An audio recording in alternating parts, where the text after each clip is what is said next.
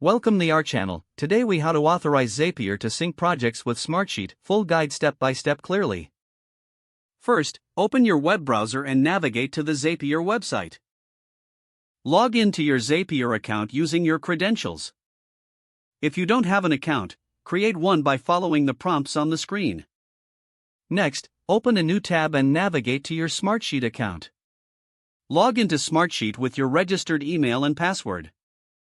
Once you're logged into Smartsheet, locate the project or sheet you want to sync with Zapier. Now, return to your Zapier tab. Click on Make a Zap in the upper right corner of the dashboard. You will see a page labeled Trigger. In the search bar, type Smartsheet and select it from the list of applications. Zapier will prompt you to connect your Smartsheet account. Click on the Connect a New Account button. A new window will appear asking for your Smartsheet credentials. Enter your Smartsheet email and password. Then, click on the Authorize button when prompted.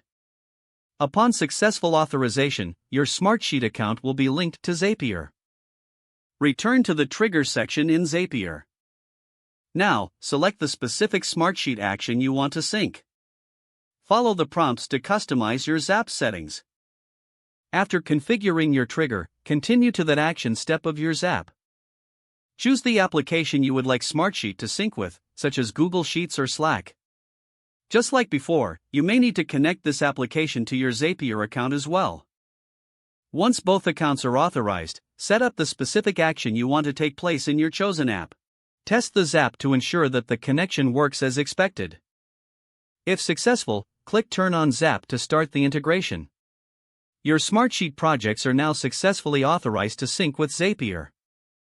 You can repeat these steps for other projects or sheets as needed. This concludes the process for authorizing Zapier to sync projects with Smartsheet. If the page does not load, refresh the browser or try again in a private or incognito window.